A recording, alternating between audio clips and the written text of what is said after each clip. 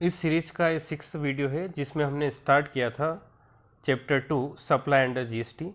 अब इसमें हम आगे बढ़ते हैं जिसमें हम शेड्यूल 3 पढ़ेंगे जो है नॉन सप्लाई अंडर जीएसटी का मतलब activities transaction specify under schedule 3 of the CGST act which shall be neither treated as a supply of goods nor as a supply of services।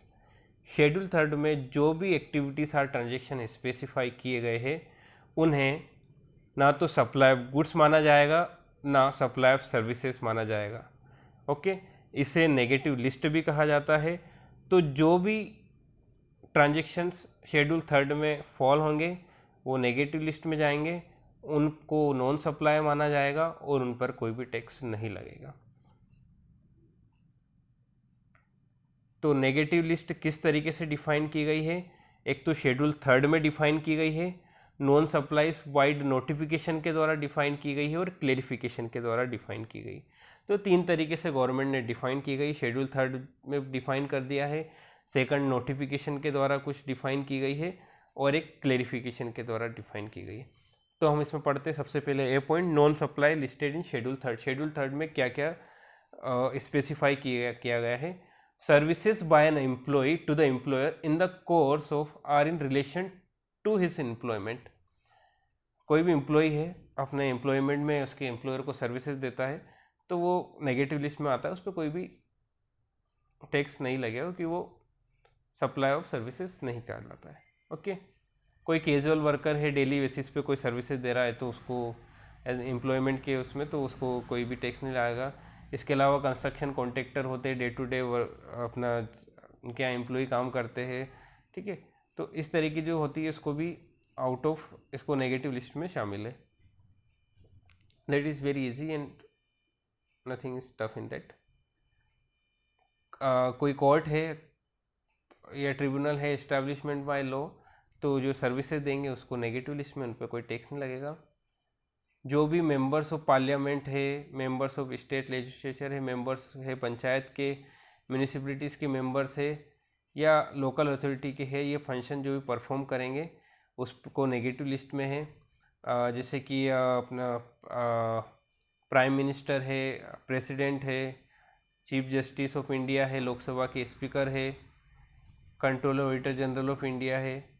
तो इस तरह के जो लोग हैं ये फंक्शंस इनके परफॉर्म करते हैं, इनकी ड्यूटीज़ परफॉर्म किए जाते हैं, इनको नेगेटिव लिस्ट में है। इस तरह के और काफ़ी चीज़ें दी हुई है। इसके अलावा किसी का डेथ हो जाता है तो उसकी जो सर्विसेज दी जाती है, फ्यूनरल्स, इस तरह की जो सर्विसेज दी जाती हैं उनको, तो वो नेगेटिव लिस्ट में है। Sale of land subject to paragraph 5 subsection B of schedule 2 sale of building. Land and building का जो सेल होता है उसको नेगेटिव लिस्ट में है। सब्जेक्ट टू शेड्यूल 2 हमने इसके पिछले वाले जो लेक्चर था उसमें हमने पढ़ा था, जो उसमें टेनेंसी राइट्स होता है उसको सेल करते हैं तो उसको सप्लाई ऑफ सर्विसेज माना जाता है।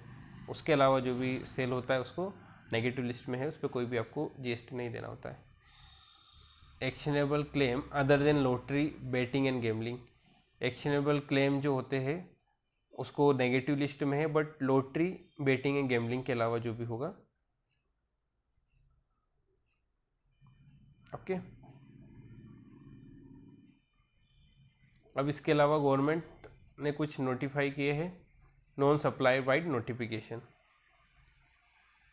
Government is empowered to notify activity transaction undertaken by the central government, state government, or local authority in which they are engaged as the public authorities as the activities transactions which shall be treated neither as a supply of goods nor as a supply of services. Till now, following 2 activity transactions has been notified under this clause. Only 2 notified किए गए हैं, पंचायत के function और municipality के function केवल इसमें भी notified किए गए हैं। इसके अलावा क्लेरिफिकेशन के द्वारा क्या क्या इन्होंने नोटिफाई की गई है? Grant of alcoholic liquor license, okay. Services by way of grant of alcoholic liquor license by the state government are treated neither is supply of goods nor is supply service. Such license is granted against consideration in the form of license fee or application fees by whatever name is called.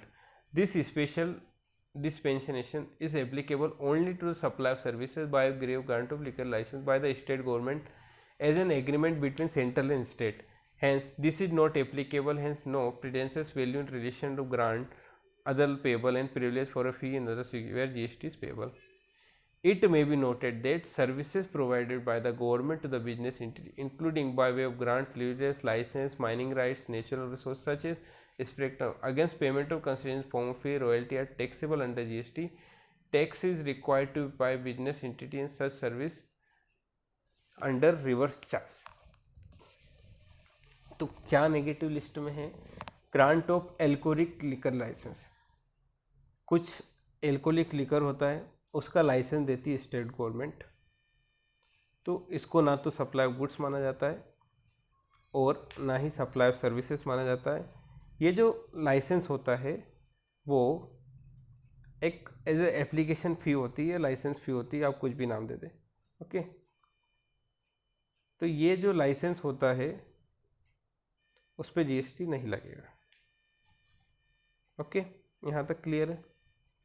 But क्या होता है कि government जो होती है business entity को कुछ privilege देती है, लाइसेंस देती है, जैसे माइनिंग राइट्स देती है, कुछ नेचुरल रिसोर्सेज निकालने के लिए राइट्स देती है, उसके लिए कोई फ़ी या कुछ टैक्स, कुछ भी रॉयल्टी लेती है। जैसे कि जैसे कहीं से चूना निकालना है तो उसके कोई राइट्स दिए, इस तरह के कोई राइट्स दिए, तो ऐसे राइट्स पे ऐसी जो फ़ी लिए या रॉयल्टी लिए वो टैक्सेबल है जीएसटी के अंदर, ओके। और इसमें बिजनेस एंटिटी को रिवर्स चार्ज के अंदर टैक्स भरना होता है, reverse charge, okay.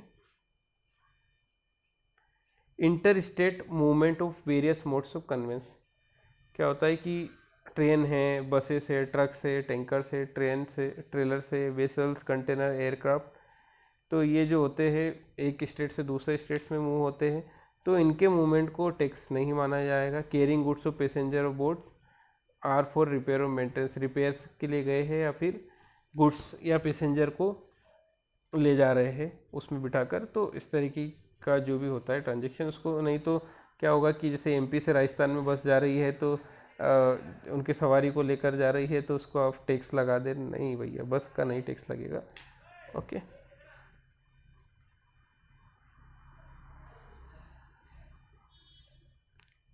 Interstate movement of rigs, tools and spares and all other goods on wheels like cranes. Interstate movement of rigs, tools and spares and all other goods on wheels except in cases where movement such goods further supply of same goods, such interest may be treated neither as a supply of services, और इस पर भी कोई IGST नहीं लगेगा। तो इसी तरीके से टूल्स है, स्पेयर्स है, अगर फर्दर सेल्स के लिए नहीं जा रहे हैं तो ओके, फर्दर सेल्स के लिए जा रहे हैं तो टैक्स लगेगा ही, ओके। अब नेक्स्ट वीडियो में हम पढ़ेंगे सप्लाई लेवेबल टू जीएसटी, जो इसमें और आगे है इसको हम आगे पढ़ेंगे। आज के लिए इसमें इतना ही।